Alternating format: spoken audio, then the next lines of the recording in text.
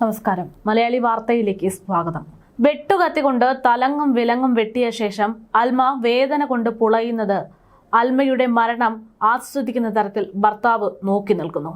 മരണം ഉറപ്പാക്കിയതിനു ശേഷം സ്വന്തം സഹോദരനോട് കാര്യം പറയുന്നു, ഞാൻ അവളെ കൊന്നു എന്ന്. വളരെ ദാരുണമായിട്ടുള്ള ഒരു കൊലപാതക വാർത്തയാണ് കഴിഞ്ഞ കുറച്ച് ദിവസങ്ങൾക്ക് മുമ്പ് ചെങ്കൽ വ്ളാത്താങ്കരയ്ക്ക് സമീപത്ത് നിന്ന് പുറത്തു വന്നത്. സമൂഹ മാധ്യമങ്ങളിലൂടെ അമിതമായിട്ടുള്ള പ്രവർത്തനങ്ങൾ അല്ലെങ്കിൽ സമൂഹ മാധ്യമങ്ങളിൽ അഡിക്റ്റ് ആയിരുന്നു അൽമ എന്ന തരത്തിലുള്ള കാര്യങ്ങളൊക്കെ തന്നെ പുറത്തു വന്നു കഴിഞ്ഞു. പക്ഷേ 9 വർഷം പ്രണയിച്ച് വിവാഹം കഴിച്ച ഇവർക്കിടയിൽ പെട്ടെന്നൊരു ദിവസം പുറം ലോകം അറിയുന്ന അതിക്രൂര കൊലപാതകമാകാനുള്ള സാഹചര്യം ഒരുക്കിയത് എന്താണ് എന്നത് ഇപ്പോഴും ദുരൂഹമാണ്. അൽമയെ വിഷ്ണു എന്തിനു കുത്തിക്കൊലപ്പെടുത്തി എന്ന് ചോദിക്കുമ്പോൾ അതിനൊരു ഉത്തരം ഇപ്പോഴും ലഭ്യമായിട്ടില്ല. പോലീസിന് നൽകിയിട്ടുള്ള മൊഴിയിൽ ഇപ്പോൾ കേസ് രജിസ്റ്റർ ചെയ്യപ്പെടുമ്പോഴും പോലീസ് അതിനെ പൂർണ്ണമായിട്ട് വിശ്വസിച്ചിട്ടില്ല എന്നുള്ളത് തന്നെയാണ് വ്യക്തമാകുന്നത്. സാഹചര്യ തെളിവുകളൊക്കെ വിഷ്ണുവിനെതിരാണ്. ഒരുപാട് കാലമായിട്ട് അൽമയെ പൊന്നുപോലെ കൊണ്ടു നടന്ന വിഷ്ണു പെട്ടെന്നൊരു ദിവസം ഈ സൈക്കോയെ പോലെ പെരുമാറും എന്നത് ആർക്കും തന്നെ വിശ്വസിക്കാനാകുന്നില്ല. നിലവിലത്തെ സാഹചര്യത്തിൽ ദുരൂഹമായിട്ട് ഒരുപാട് കാര്യങ്ങൾ നിൽക്കുന്നുണ്ട്. എന്തായിരുന്നു വിഷ്ണുവിന് അൽമയോടുണ്ടായിട്ടുള്ള ദേഷ്യത്തിന് കാരണം? എന്തിനാണ് വിഷ്ണു അൽമയെ ഇത്തരത്തിൽ അതിക്രൂരമായിട്ട് കൊലപ്പെടുത്തിയത്? എങ്ങനെയാണ് കൊലപ്പെടുത്തിയത്? കഴുത്തിന് പുറകിൽ കത്തി കൊണ്ട് കുത്തിയാണ് കൊലപ്പെടുത്തിയത് എന്ന് പറയുമ്പോഴും ഒരു ചെറിയൊരു ശബ്ദം പോലും ആ വീട്ടിൽ നിന്ന് പുറത്തേക്ക് പോയിട്ടില്ല എന്ന് പറയുമ്പോൾ വിഷ്ണു ഈ കൊലപാതകം പ്ലാൻ ചെയ്തതാണോ എന്നതടക്കമുള്ള ഒരുപാട് ചോദ്യങ്ങൾ നിൽക്കുകയാണ്. എന്തായാലും പോലീസ് ഈ ദുരൂഹതകൾക്കിടയിൽ ചില റിപ്പോർട്ടുകൾ പുറത്തുവിടുന്നുണ്ട്. ആ റിപ്പോർട്ടുകൾ എന്ന് പറയുന്നത് യുവതി വെട്ടേറ്റ് മരിച്ച സംഭവത്തിൽ സമൂഹ മാധ്യമങ്ങളിലുള്ള അമിത ഉപയോഗമാണ് യുവതിയോടുള്ള ദേഷ്യത്തിന് വിഷ്ണുവിന് കാരണമായി മാറിയിട്ടുള്ളതെന്നാണ് പോലീസ് ഇപ്പോൾ പറയുന്നത്. വ്ളാത്താങ്കര ഗോപിനാഥ മന്ദിരത്തിൽ അൽമ എന്ന് പറയുന്ന 32 വയസ്സുകാരിയാണ് കഴിഞ്ഞ ദിവസത്തിൽ ഇത്തരത്തിൽ സ്വന്തം ഭർത്താവായ വിഷ്ണുവിന്റെ അതിക്രൂര കൊലപാതകത്തിന് ആകേണ്ടി വന്നത്. ഇപ്പോൾ വിഷ്ണു കുറ്റസമ്മതം നൽകിയ മൊഴിയൊക്കെ രേഖപ്പെടുത്തിയിട്ടുണ്ട്. വിവാഹത്തിന് ശേഷം അൽമ സോഷ്യൽ മീഡിയയിൽ സജീവമായതോടെ പ്രശ്നങ്ങളുടെ തുടക്കമുണ്ടായെന്നാണ് പോലീസിനോട് മൊഴിയായിട്ട് വിഷ്ണു പറയുന്നത്. അൽമ ഇപ്പോഴും ഫോണിൽ സമയം ചെലവഴിക്കുന്നതിനെ ചൊല്ലി ഇരുവർക്കിടയിൽ തർക്കം പതിവായിരുന്നു എന്ന് വിഷ്ണു തന്നെ സമ്മതിക്കുകയാണ്. വിഷ്ണുവിന് അൽമയോട് സംശയമുണ്ടായിരുന്നു എന്നുള്ളതാണ് പറയുന്നത്. ഫോൺ ഇതിൻ്റെയൊക്കെ അടിസ്ഥാനത്തിൽ ഇപ്പോൾ സൈബർ പരിശോധനകൾക്ക് വേണ്ടിയിട്ടായിട്ട് അയച്ചതായിട്ട് പോലീസ് വ്യക്തമാക്കുകയാണ്. ഇങ്ങനെയൊക്കെ കാര്യങ്ങൾ പറയുമ്പോൾ അതായത് വിഷ്ണു ഈ അൽമയുടെ പ്രവർത്തനങ്ങളുണ്ടായ സംശയത്തിലുണ്ടായ ദേഷ്യമാണ് താൻ അവളെ കൊല്ലാൻ കാരണമായതെന്നുള്ള മൊഴി അടക്കം നൽകുമ്പോഴും ഒരുപാട് ചോദ്യങ്ങൾ അവിടെ അവശേഷിക്കുന്നുണ്ട്. വെട്ടുകത്തി കൊണ്ട് തലങ്ങും വിലങ്ങും വെട്ടിയ ശേഷം തൻ്റെ പ്രിയതമ വേദന കൊണ്ട് പുളയുന്നത് ആസ്വദിച്ചതിന് ശേഷം മരണം ഉറപ്പാക്കിയതിന് ശേഷം താൻ അവളെ കൊന്നു എന്ന് പറയാൻ മാത്രം ഇത്രയും വലിയ പക ഭർത്താവായ വിഷ്ണുവിനുള്ളിൽ വളരാനുള്ള കാരണം എന്തായിരുന്നു എന്നുള്ള ചോദ്യമാണ് വരുന്നത്. ഇത്ര വലിയ ക്രൂര കൊലപാതകം നടന്നിട്ടും അൽമയുടെ വീട്ടുകാർ പ്രതികരിക്കാത്തത് എന്താണ് എന്നുള്ളതാണ് അതിൽ പ്രധാനപ്പെട്ട മറ്റൊരു സംശയം. കൊലപാതകിയായ വിഷ്ണു അവനൊരു പാവമാണ് എന്ന് നിലവിൽ ഈ പുറത്തുവരുന്ന പ്രതികരണങ്ങളിൽ നിന്നൊക്കെ പലരും പറയുന്നതായിട്ട് കേട്ടു. അയൽവാസികൾ, നാട്ടുകാർ, കുടുംബക്കാർ എല്ലാവരും പറയുന്നത് ഏറ്റവും വലിയ നല്ല രീതിയിൽ മാതൃകാപരമായിട്ട് ജീവിച്ച ഒരു ദമ്പതിമാരാണ് അവർ. മാതൃകാപരമായിട്ട് വിദ്യാർത്ഥികൾക്കിടയിലൊക്കെ വളരെ സ്നേഹത്തോടെ കഴിഞ്ഞിരുന്ന ഒരാളാണ് വിഷ്ണു. അങ്ങനെ ഒരാളിൽ നിന്ന് ഇത്തരം ഒരു കൊലപാതകം പ്രതീക്ഷിക്കുകയേ വേണ്ട എന്ന തരത്തിൽ നാട്ടുകാരൊക്കെ പ്രതികരിക്കുന്നു. പക്ഷേ തൻ്റെ മകളെ അതിക്രൂരമായിട്ട് കൊലപ്പെടുത്തിയ അയാൾ ഒരു പാവമായിരുന്നു എന്ന പരാമർശം അടക്കം നടത്തി നാട്ടുകാർ രംഗത്ത് വന്നിട്ട് പോലും അൽമയ്ക്ക് വേണ്ടി ഒരു ശബ്ദം ഇന്ന് വരെ ഉയർന്നിട്ടില്ല എന്ന് പറയുമ്പോൾ അവിടെ വലിയ ചോദ്യങ്ങളാണ് ഉയരുന്നത്. അൽമയ്ക്ക് ചോദിക്കാനും പറയാനും ആരുമില്ലേ എന്നതടക്കമുള്ള ചോദ്യങ്ങൾ വരികയാണ്. അൽമയ്ക്ക് ബന്ധുക്കളില്ലേ എന്നതടക്കം പല വാർത്തകൾക്ക് താഴെ ജനങ്ങൾ സംശയമായിട്ട് ചോദിക്കുന്നുണ്ട്. പക്ഷേ അൽമയ്ക്ക് എന്ന് പറയാൻ അങ്ങനെ ആരുമില്ല എന്നും പറയേണ്ടുന്ന ഒരു സാഹചര്യത്തിൽ വളർന്ന ഒരു കുട്ടിയല്ല അൽമയ്ക്ക് കൃത്യമായിട്ട് ചോദിക്കാനും പറയാനും ബന്ധുക്കളുണ്ട്. അതിക്രൂരമായ കൊലപാതകം നേരിടേണ്ടി വന്നിട്ട് പോലും പക്ഷെ ചോദിക്കാൻ ഒരാൾ രംഗത്തേക്ക് വന്നില്ല എന്നുള്ള ഒരു യാഥാർത്ഥ്യം മാത്രമാണ് അവിടെയുള്ളത്. ആരോരും ഇല്ലാത്തവളല്ല അൽമ. പ്രശസ്ത സീരിയൽ താരമായിട്ടുള്ള മല്ലികയുടെ മകളാണ് അവർ എന്നുള്ളതാണ്. സോഷ്യൽ മീഡിയയിലൂടെയും അല്ലാതെയും കൃത്യമായിട്ടുള്ള ഇടപെടലുകൾ നടത്തിക്കൊണ്ട് അല്ലെങ്കിൽ പ്രതികരണങ്ങൾ നടത്താൻ കഴിവുള്ള ഒരു കുടുംബ പശ്ചാത്തലമാണ് അൽമയുടേത്. പക്ഷേ ഇതുവരെ അൽമയ്ക്ക് വേണ്ടി സംസാരിക്കാനോ അൽമയുടെ മരണത്തിൽ ഒരു സംശയം ഉന്നയിക്കാനോ വിഷ്ണു എന്തുകൊണ്ട് ഇത്തരത്തിൽ പ്രവർത്തിച്ചു എന്നതിന് ഒരു വിശദീകരണം നൽകാനോ ഒന്നും തന്നെ ഒരാളും ഇതുവരെ തയ്യാറായിട്ടില്ല എന്ന് പറയുമ്പോൾ അവിടെ വലിയ ചോദ്യങ്ങൾ, അതായത് അൽമയുടെ ഇത്തരം പ്രവർത്തനങ്ങൾ അത് അവൾക്ക് അർഹമായിരുന്നത് തന്നെയാണോ എന്നതടക്കമുള്ള സംശയങ്ങൾ ജനങ്ങൾക്കിടയിൽ ഉണ്ടാകുകയാണ്. എന്തായാലും ഇത്തരം ചോദ്യങ്ങൾ ഇവിടെ നിൽക്കുന്നുണ്ടെങ്കിലും പോലീസ് അന്വേഷണം തുടരുന്നു എന്ന് തന്നെയാണ് നിലവിൽ പുറത്തു വരുന്ന വിവരങ്ങൾ. ഈ കഴിഞ്ഞ ശനിയാഴ്ചയാണ് ആ നാടിനെ ഒന്നടങ്കം നടക്കിക്കൊണ്ട് അത്തരത്തിൽ അതിക്രൂരമായിട്ടുള്ള ഒരു കൊലപാതക വാർത്ത പുറത്തു വരുന്നത്. ശനിയാഴ്ച രാത്രിയും ഞായറാഴ്ച രാവിലെയും ഫോൺ ഉപയോഗത്തെ ചൊല്ലി ഇരുവരും തമ്മിൽ തർക്കമുണ്ടായി എന്നാണ് ഇപ്പോൾ വിഷ്ണു നൽകിയിരിക്കുന്ന മൊഴി. ഇതിനിടയിൽ രാവിലെ 9:30 ബെഡ്റൂമിൽ വച്ച് വിഷ്ണു അൽമയെ വെട്ടിക്കൊലപ്പെടുത്തുകയായിരുന്നു എന്നാണ് വിഷ്ണു പറയുന്നത്. PSC കോച്ചിംഗ് സെന്ററുകളിലെ ഇംഗ്ലീഷ് അധ്യാപകനായിരുന്നു വിഷ്ണുനാഥ്. വെള്ളറയ്ക്കടുത്ത് അഞ്ചുമരങ്കാല സ്വദേശിനിയാണ് അൽമ. 9 വർഷം മുൻപ് പ്രണയവിവാഹിതരായ ഇവർക്ക് കുഞ്ഞുങ്ങളില്ല എന്നുള്ളതായിരുന്നു ഇവർക്കിടയിലെ അസ്വാരസ്യങ്ങൾക്ക് കാരണമായതെന്നാണ് പുറത്തു വന്നിരിക്കുന്ന നിലവിലത്തെ വിവരങ്ങൾ. ഭാര്യയെ കുത്തിയ ശേഷം വിഷ്ണുനാഥ് അഭിഭാഷകനായ തന്റെ സഹോദരന്റെ വീട്ടിലെത്തി വിവരം പറഞ്ഞതാണ്. സഹോദരൻ അറിയിച്ചതിന്റെ അടിസ്ഥാനത്തിലാണ് പോലീസ് എത്തി വീട്ടിൽ പരിശോധനകൾ നടത്തിയത്. ഈ പരിശോധനയിലാണ് അൽമ കിടപ്പ് മുറിയിൽ രക്തത്തിൽ കുളിച്ച കിടക്കുന്ന രീതിയിൽ കണ്ടെത്തുന്നത്. പാറശാല പോലീസാണ് സംഭവത്തിൽ ഉടൻ തന്നെ ഇയാളെ അറസ്റ്റ് ചെയ്ത് നെയ്യാറ്റിൻകര കോടതിയിൽ ഹാജരാക്കിയ ശേഷം റിമാൻഡ് ചെയ്യുന്നത്. അങ്ങനെയൊക്കെയാണ് ഇപ്പോൾ ഈ ഒരു കൊലപാതക കാര്യങ്ങൾ മുന്നോട്ട് പോകുന്നത്. അപ്പോൾ അൽമയ്ക്ക് വേണ്ടി സംസാരിക്കാൻ ആരും എന്തുകൊണ്ട് രംഗത്ത് വന്നില്ല എന്ന് പറയുന്നതിലാണ് വലിയൊരു സംശയം ഒളിഞ്ഞു കിടക്കുന്നത്. ഈ അൽമയുടെ കാര്യങ്ങൾ ചോദിക്കുമ്പോൾ നാട്ടുകാർക്കും പ്രത്യേകിച്ചൊന്നും അറിയില്ല എന്നുള്ളതാണ് യാഥാർത്ഥ്യം. കൊലപാതകം നടന്ന സ്ഥലത്ത് മലയാളി വാർത്ത സന്ദർശിച്ചപ്പോൾ അവിടെ നിന്ന് ഒരുപാട് സംശയങ്ങൾ ഉണ്ടായിട്ടുണ്ട്. ഒരുപാട് പൂച്ചകളെ സ്നേഹിച്ചിരുന്ന ഒരുപാട് നായ്ക്കൾ ഉണ്ടായിരുന്ന ഒരു വീട്, ആ വീട്ടിൽ നിന്ന് ആ മൃഗങ്ങളുടെ ശബ്ദമല്ലാതെ ഒന്നും തന്നെ പുറത്തേക്ക് വന്നിരുന്നില്ല. ചില സമയങ്ങളിൽ ഈ വളർത്തു നായകളെ ഗേറ്റിന്റെ പുറത്തായിട്ട് 2 വശത്തുമായിട്ട് കെട്ടിയിടുന്നത് കാണാറുണ്ട്. അത്തരത്തിൽ ഒരു ദിവസം ഒരാൾ ആ ഒരു വിഷ്ണുവിനോട് ചോദിക്കുകയാണ്, നീ എന്തിനാണ് സാധാരണ എല്ലാവരും മുറ്റത്തോ അല്ലെങ്കിൽ ഈ കൂടിനോട് സമീപത്തോ അങ്ങനെയൊക്കെയാണ് വളർത്തു നായ്ക്കളെ കെട്ടിയിടുന്നത്, അപ്പോൾ എന്തിനാണ് നീ ഇങ്ങനെ ഗേറ്റിനോട് ചേർന്ന് നായ്ക്കളെ കെട്ടിയിടുന്നതെന്ന് ചോദിച്ചപ്പോൾ വിഷ്ണു ഒരു പുഞ്ചിരി മാത്രമാണെന്ന് നൽകിയിരുന്നത്. അന്ന് വിഷ്ണു പുഞ്ചിരിച്ചത് പിന്നീട് അതൊരു കൊലച്ചിരിയായിട്ട് അയാൾക്ക് തോന്നുന്നതടക്കമുള്ള കാര്യങ്ങൾ നമുക്ക് മനസ്സിലായി. അപ്പോൾ വിഷ്ണുവിനുള്ളിലെ ഉറങ്ങിക്കിടന്ന സൈക്കോ ആണോ ആ ഒരു ചിരിക്ക് പിന്നിൽ എന്നുള്ള ഒരു ചോദ്യം അവിടെയുണ്ട്. രണ്ടാമത്തേതെന്ന് പറയുന്നത് സോഷ്യൽ മീഡിയയിൽ തൻ്റെ പ്രിയതമനൊപ്പമുള്ള സന്തോഷകരമായിട്ടുള്ള നിമിഷങ്ങളാണ് അൽമ എപ്പോഴും പങ്കുവെക്കാറുള്ളത് എന്നുള്ളതാണ്.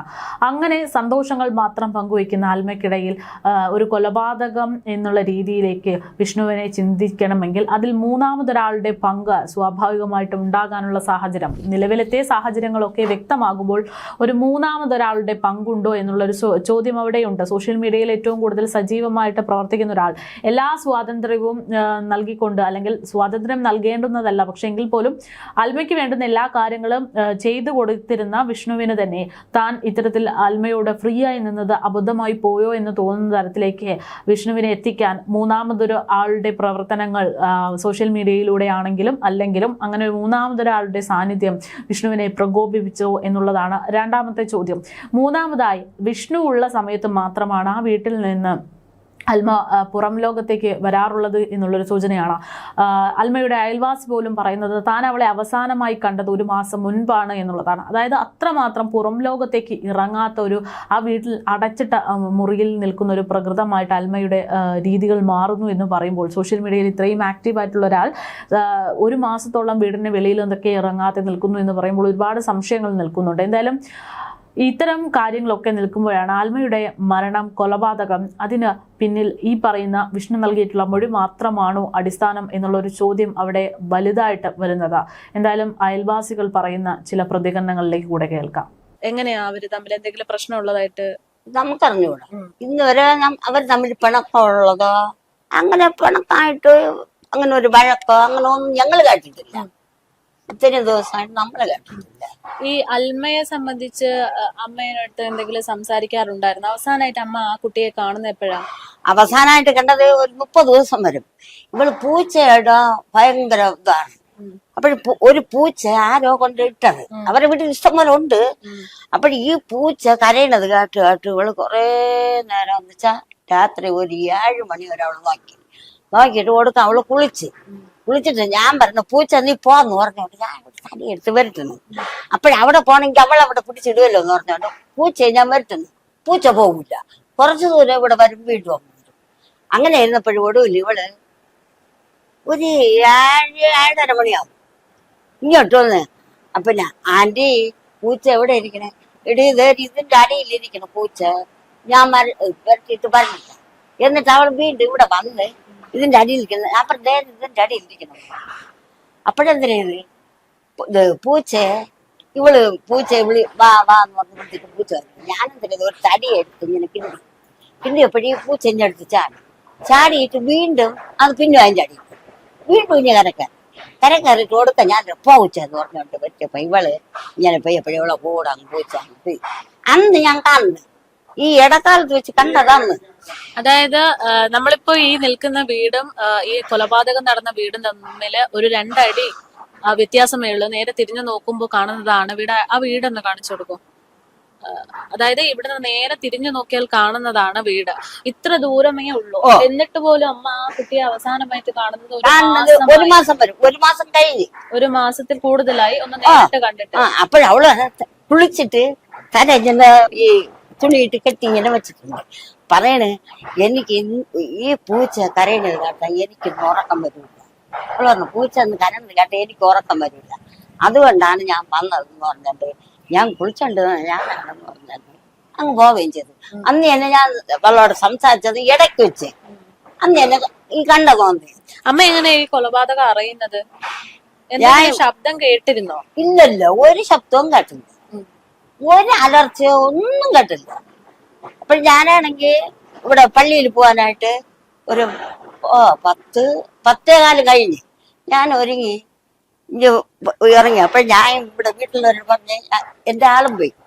അപ്പോഴ് ഞാൻ പറഞ്ഞു ഞാൻ പള്ളിയിൽ പോണേന്ന് പറഞ്ഞിട്ട് എന്റെ മോൾ ഇവിടെ നിന്ന് അവളും പള്ളിയിൽ പോകാനായിട്ട് ഒരുങ്ങി.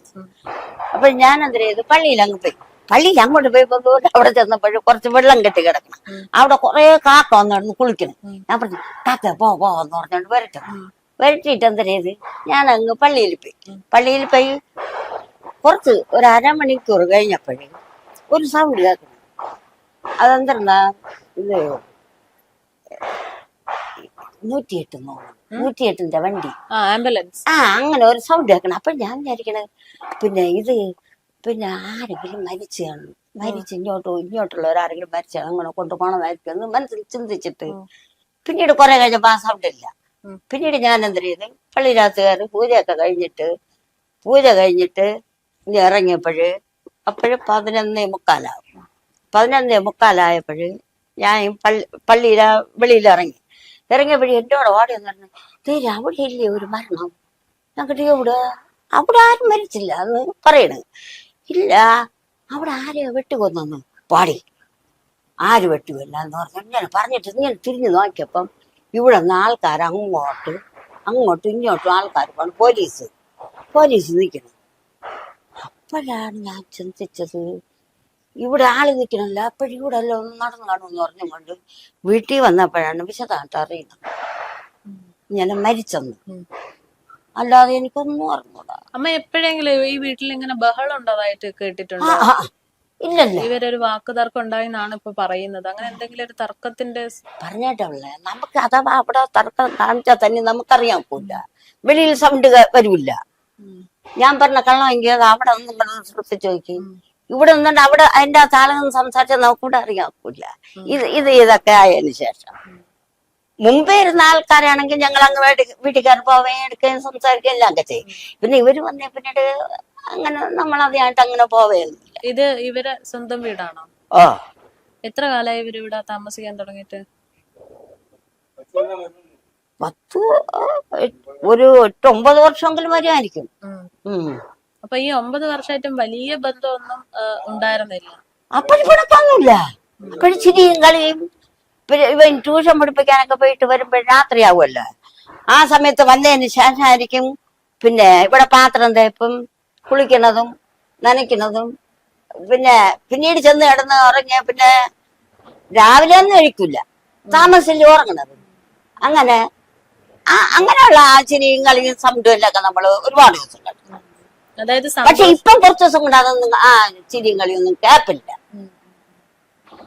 കുറച്ചു ദിവസമായിട്ട് ഈ വീട് സൈലന്റ് ആയിരുന്നു. ഇതുപോലെ ഈ വീട്ടിലിരിക്കും പോലെ ഞങ്ങള്. അല്ല, മൃഗങ്ങളെ സൗണ്ട് എന്തെങ്കിലും കേൾക്കാറുണ്ടോ? പട്ടിയും അതെന്നും ഉണ്ട്, ഇന്നലെയും ഉണ്ട്. പട്ടി വിളിയും പൂച്ച, ഇഷ്ടം പോലെ പൂച്ച അവിടെ വളർത്തിയിരിക്കുന്നു. ഇത് ആ സൈഡ് നിറച്ച് പൂച്ചയാണ്. എല്ലാം അൽമ വളർത്തിയിട്ടുള്ള പൂച്ചകളാണ്. 2 പട്ടി. പട്ടി പ്രസവിച്ച് കിടക്കുമ്പോ അതിന്റെ കുട്ടികളൊക്കെ ഇവിടെ ഉണ്ടെന്ന് പറഞ്ഞുകൊണ്ട് പരസ്യം ചെയ്ത് ഇവിടെ ഒന്ന് വാങ്ങിച്ചോണ്ട് പോണവരുണ്ട്. പിന്നീട് പൂച്ച കുറെ ആകുമ്പോഴും പറയും ഇവിടെ പൂച്ച പൈസ കൊടുക്കണ്ട, പൂച്ച വേണം ആവശ്യമുള്ളവർക്ക് വന്ന് കൊണ്ടുപോകാന്നൊക്കെ പറഞ്ഞ് മൊബൈലിലൊക്കെ ഇട്ടിരിക്കുന്ന ആളുകൾ പറയും. അപ്പോഴേ ഈ ആളുകൾ വാങ്ങിക്കാനായിട്ട് ഇവിടെ വരുമ്പോഴേ ഇവിടെ ഞങ്ങളുടെ ഇവിടെ കൊണ്ട് അത് ഇവിടെ നീ പൂച്ച തരാന്ന് പറഞ്ഞു. ഞാൻ പറഞ്ഞു നീ എന്നാ അവിടെ വിളി എന്ന് പറഞ്ഞിട്ട് ഞാൻ പോരും. അല്ലാതെ നേരത്തേക്കെന്ന് വെച്ചാൽ പിന്നെ ഒരാൾ മീന് ചിലപ്പോഴൊക്കെ കൊണ്ടുവരുമ്പോഴും വിളിച്ചാൽ അവർക്ക് അറിഞ്ഞൂടല്ല. എന്നിട്ട് അവരെന്തരെയെന്നറിയാം, മീൻ കൊണ്ടുവരുന്നവരെന്തരെയെന്നറിയാം, ഇത് കഥകളിട്ട് അടിക്കുന്ന സൗണ്ട് കേട്ട് അപ്പോഴേ അവള് ചേച്ചി വന്ന് മീൻ വേണമെങ്കിൽ വാങ്ങിക്കും, ഇല്ലെങ്കിൽ വേണ്ടാന്ന് പറയും, പോകും. എങ്ങനെ ഈ വിഷ്ണു എങ്ങനെയാള്? വിഷ്ണുവിനായ പറയാൻ ഇവിടെ ആരുമില്ല, സത്യം. പിന്നെ ഇപ്പൊ അവനെന്തൊരു സംഭവിച്ചെന്നാണ് സത്യം. അവനെ കൊണ്ട് ആക്കും. അതാ സ്കൂളിൽ പിള്ളേരെല്ലാം മൊബൈലിൽ ഇട്ടിരിക്കല്ലേ, അയ്യോ സാറങ്ങനെ ചെയ്യൂല, സാറങ്ങനെ ഈ സാറങ്ങനെ ചെയ്യൂല എന്ന് പറഞ്ഞാണ് മൊബൈലിൽ ഇട്ടിരിക്കുന്നത്. എല്ലാം പഠിക്കണ യാതൊരു പിള്ളേരും. വിഷ്ണുവിനെ അറിയാമോ? വിഷ്ണുവിനെ അറിയാം, എന്റെ ഒരു കൂട്ടുകാരന്റെ മകൻ തന്നെ. അപ്പൊ ഈ അഡ്വക്കേറ്റിന് 2 ആൺപിള്ളേര് ഭയങ്കര മരിച്ചു 2 വർഷമായി. വിജയൻ, അഡ്വക്കേറ്റ് വിജയൻ. അപ്പൊ മൂത്ത മകൻ അഡ്വക്കേറ്റാണ്, നേറ്റിങ്കൽ കോടതിയിൽ പ്രാക്ടീസ് ചെയ്യണം. 2ാമത്താണ് ഈ പയ്യൻ വിഷ്ണു. ഇപ്പൊ 8 വർഷം മുമ്പ് അവര് സ്നേഹിച്ച് വിവാഹം ചെയ്തു. വിവാഹം ചെയ്തപ്പോ ഈ വേണ്ടപ്പെട്ട നമ്മളെപ്പോലുള്ളവരൊക്കെ അവന്റെ അച്ഛൻ വിളിച്ച് ഒരു സൽക്കാരമൊക്കെ നടത്തി. അപ്പോഴാണ് ഈ കുട്ടി എനിക്കറിയാവുന്നത്. അതിനുശേഷം ഇതിലെ അവൻ പോവും. ഞാൻ ഒരു പൊതുപ്രവർത്തകനാണ് കോൺഗ്രസിൽ. പോകുമ്പോ ചിലപ്പോ ചെറുക്കൻ കാണുകയാണെങ്കിൽ മാമാന്നൊക്കെ വിളിച്ച് സംസാരിക്കും. പിന്നെ ഇവര് 2 പേരും ആരുമായിട്ട് ബന്ധമില്ല. നമ്മളൊരു 8-10 അംഗങ്ങളുള്ള വീടുകളിൽ ജനിച്ചവരാണ്, കഷ്ടതകളും ദുഃഖങ്ങളും അനുഭവിച്ചവരാണ്. ഇവർക്ക് വേണ്ട വിദ്യാഭ്യാസം എല്ലാം ഉണ്ട്. എങ്ങനെയാ വിഷ്ണുവിന്റെ സ്വഭാവം എങ്ങനെയായിരുന്നു? സ്വഭാവം നമുക്കൊന്നും അങ്ങനെ അറിഞ്ഞൂടാ. BSc കോച്ചൊക്കെ ക്ലാസ്സൊക്കെ എടുത്തോണ്ടിരുന്നവനാണ്. അങ്ങനെ ഇരുന്നൊരു സുപ്രാവത്തിൽ ഞങ്ങൾ അപ്പുറത്ത് മണ്ഡപത്തിലൊരു കല്യാണത്തിൽ ഇന്നലെ ഭക്ഷണം കഴിച്ചോണ്ടിരുന്നപ്പോ ഇവിടെ നിന്ന് എല്ലാം ചെയ്തതിന് ശേഷം ചേട്ടൻ അപ്പുറത്താണ്, വൃന്ദാവന സ്കൂളിലെ മാനേജറാണ് ഇവര്. ചേട്ടൻ്റെ അടുത്ത് ചെന്ന് പറഞ്ഞ് ഞാൻ ഇങ്ങനെ ചെയ്തു. അപ്പൊ ചേട്ടൻ മൈക്ക് അഡ്വക്കേറ്റ് അയാൾ പാറശാല വിളിച്ചു പറഞ്ഞു. പോലീസ് വന്നു, ഈ പ്രതിയും ഇവിടെ കയറ്റി അവരെ കൊണ്ടുപോയി. പിന്നെ ഇന്നലെ 4 മണിക്കേറ്റാണ് ബാഡി കൊണ്ടുപോയി. ഇപ്പോ നിങ്ങൾ ഏത് മാധ്യമമെന്ന് എനിക്കറിഞ്ഞൂടെ, ഇപ്പൊ കേരളത്തിൽ നടക്കുന്ന സംഭവം ഞാൻ പറഞ്ഞു. നമ്മളൊക്കെ കുടുംബങ്ങളിൽ 8-10 അംഗങ്ങൾ കിടന്നവരാണ്. എനിക്ക് 8-10 സഹോദരങ്ങളുണ്ടായിരുന്നു.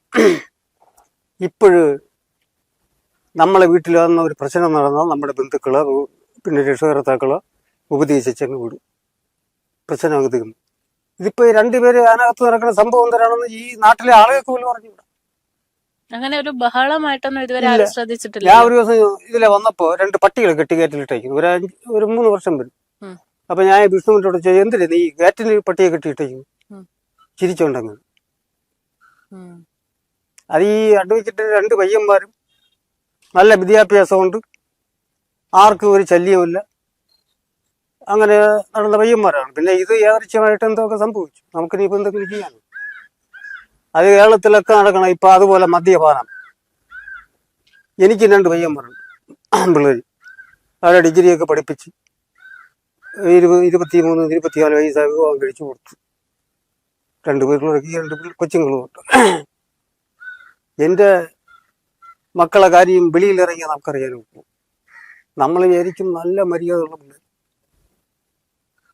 ഇത് കൂട്ടുകുടുംബം പോയതോടുകൂടെ കേരളത്തിന്റെ സ്ഥിതി ദയനീയമാണ്. ഞാൻ ഇത് തുറന്നു പറയാണ്. ഞാൻ ഒരു കോൺഗ്രസിന്റെ ഒരു ജില്ലയിലെ ഒരു ഭാരവാഹിയായിരുന്നു. ഇപ്പോഴും കോൺഗ്രസിൽ വിശ്വസിക്കുന്നവനാണ്, പ്രവർത്തിക്കുന്നത്. ഇത് 100 വീട്ടിൽ നമ്മൾ പോയാൽ 75 വീട്ടിലും പ്രശ്നമാവും. ഇപ്പൊ നടക്കുന്ന സംഭവം എന്ന് പറഞ്ഞാൽ 5 സെന്റ് എവിടെയെങ്കിലും വാങ്ങിക്കും, വലിയൊരു വീട് വയ്ക്കും, ലോൺ കിട്ടുമല്ലോ, ആർഭാട ജീവിതം നയിക്കും, വീട്ടില് തീ കത്തിക്കില്ല, ഹോട്ടലിൽ എവിടെ ചെന്നെങ്കിലും ഈ 2 പുതിയതായിട്ട് വരും, അവർ കഴിക്കും, വീണ്ടും പോകും. ഈ കടം കയറിക്കൊണ്ടിരിക്കും. പിന്നെ അവസാനം അറിയണത് ഈ ലോൺ കുടിശ്ശിക അടയ്ക്കാതെ വരുമ്പോൾ ആത്മഹത്യ ചെയ്യുന്നതാണ് പറയുന്നത്. ഇവിടെ കേരളത്തിൽ നടക്കുന്ന സംഭവം ഇതാണ്. നമ്മളെയൊക്കെ അച്ഛന്മാരെന്ന് പറഞ്ഞാൽ അധ്വാനിച്ച് കൃഷി ചെയ്ത് പഠിപ്പിച്ച്, ഞാൻ രാഷ്ട്രീയ പ്രവർത്തനമാണെങ്കിൽ ഞാൻ ഇപ്പോഴും കൃഷി ചെയ്താണ് ചെയ്യും, മാട് പശു വെട്ടിയും ഒക്കെ. പക്ഷെ ഇങ്ങനെയുള്ള വിദ്യാഭ്യാസമുള്ള പയ്യന്മാർ ഇങ്ങനെ ആയാൽ പിന്നെ ഈ പാവപ്പെട്ട ആളുകളെ ശ്രീവെന്ന് ആലോചിച്ചു പറയും. ഈ ചെങ്കൽ പഞ്ചായത്തിലെ ആദ്യത്തെ സംഭവമാണ്. ഇവര് വൃന്ദാവൻ ഹൈസ്കൂളിലാണ് ഞാനും ഒക്കെ പഠിച്ചത്. 71 SLC എഴുതി, അവിടെ PTA പിന്നെ സ്കൂൾ പാർലമെന്റിൽ പ്രധാനമന്ത്രിയായി. 11 വർഷം അതേ സ്കൂളിൽ തന്നെ PTA പ്രസിഡന്റുമായി. അങ്ങനെ നല്ലൊരു സ്കൂളാണ്. 75-80 വർഷത്തെ പഴക്കമുള്ള സ്കൂളാണ് വൃന്ദാവൻ ഹൈസ്കൂൾ. പണ്ട് വലിയ ആളുകളൊക്കെ പാടുപെട്ട് അന്ന് കൊണ്ടുവന്ന സ്കൂളാണ്. സ്കൂള് നിങ്ങൾ ഒന്ന് കണ്ടിട്ട് പോകണം, വൃന്ദാവൻ ഹൈസ്കൂൾ. പിന്നെ തൊട്ടടുത്ത് സെന്റ് പീറ്റേഴ്സ്. ഇങ്ങനെ ഒരു പ്രദേശത്തെ ഒരു കൊലപാതകം എന്ന് പറയുന്നത് ആദ്യത്തെ സംഭവം.